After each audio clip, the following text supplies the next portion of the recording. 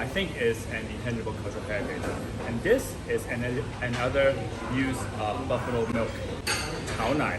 We are at the heart of Huaqiangbei, one of the biggest electronics markets in the world. It's a destination for gadgeteers and bargain hunters. But just like any market in the world where shoppers may haggle, you could be the hunter, but maybe you're the hunted. A colloquialism often used to describe Huaqiangbei is 水很深, literally water is really deep. So you better know what you're getting yourself into. Here's another Chinese expression for you. 512G 的胃, 512 gig stomach. It's a slang meaning stomach with huge storage capacity. I didn't come to Huaqiangbei looking for 512 gig memory cards, because I brought my 512 gig stomach for a nearby restaurant, Shunde, a specialist in Shunde cuisine.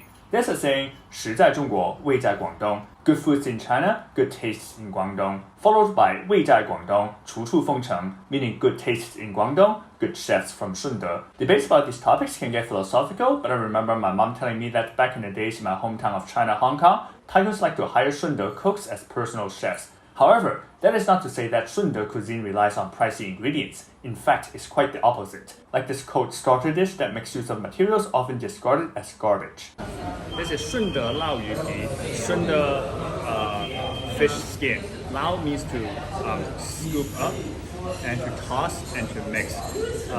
It is meant to represent 捞到风生水起, command, wind, and rain. That's the verb lao as mentioned in previous videos. Lao is frequently used in Cantonese and often denotes laoyusheng, to make money, hence the auspicious connotation. Murk carp or grass carp skin is blanched, then dried and cooled to ensure crunchiness. Upon serving, sauces and condiments like peanut oil, soy sauce, lemon leaves, ginger and onion are added. Enough with fish skin, let's check out some flesh. 君安鲮鱼饼炒凉瓜, 君安 mud carp fish cake and bitter melon stir fry. 凉瓜 literally means cool melon and is another term for 苦瓜, bitter melon, so named because it imparts an internal cooling effect according to TCM philosophy. It chills your body in a way different than a cool fish skin, perfect for the abnormally hot and muggy September weather. The other ingredient in the dish is the mud carp. That's a fish often identified with parts of Guangdong, like how yellow croaker is often linked to parts of Zhejiang. One Shunde dish uses only the head of the fish, but among the most common iterations in Cantonese cuisine is probably fish cake or fish ball, which may be eaten alone or utilized as ingredients in other creations. Like here, flesh from the mud carp is chopped to a pulp and slammed on the cutting board until the mush firms up, then fried.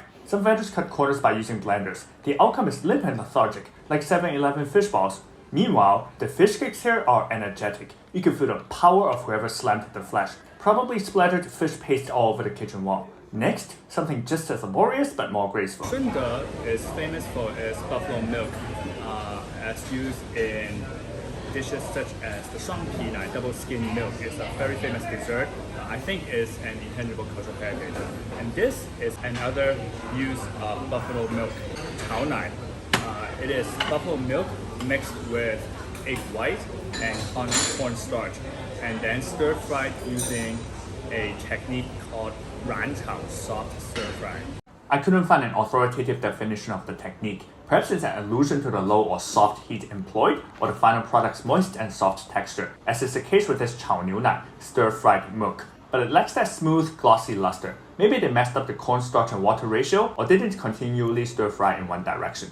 That's the graceful labor I was talking about. But at least the milk isn't burnt and it stands tall like a snowy mountain, indicative of the use of buffalo milk, or a high ratio of buffalo milk, which contains more fat than cow's milk. Historically, this use of dairy is quite rare in South China. Jingbang in Daliang of Shunde is famous for its milk. According to an article that references the Fenghceng daily, Jingbang folks started raising buffaloes in Ming Dynasty and sold meat and milk to make ends meet. I don't know what happened to buffalo meat, but buffalo milk has survived to this day. Lastly, something more prevalent in the south, particularly here in Guangdong, the goose. In recent years, the best roast goose I've had was in Shunde several years ago. So at this Shunde restaurant, I had to order this roast goose.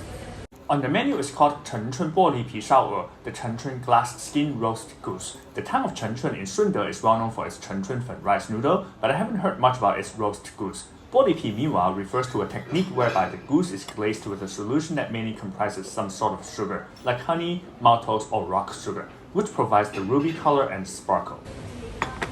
玻璃皮 literally means glass skin and refers to the glossy skin of the goose. It won't shatter like glass, but it is very crispy. The skin doesn't shatter but feels almost like it cracks, especially the thicker pieces of skin. The aforesaid glaze often includes vinegar too because of its dehydration effect. This concoction is similar to the 脆皮 or crispy skin liquid used for roasting and frying squabs. The aim is to enable the thick, fatty skin to develop a crackling veneer. This glassy goose isn't expectation shattering, nevertheless quite stunning, and sets a high benchmark for another big bird that we'll see in a few days. 再见!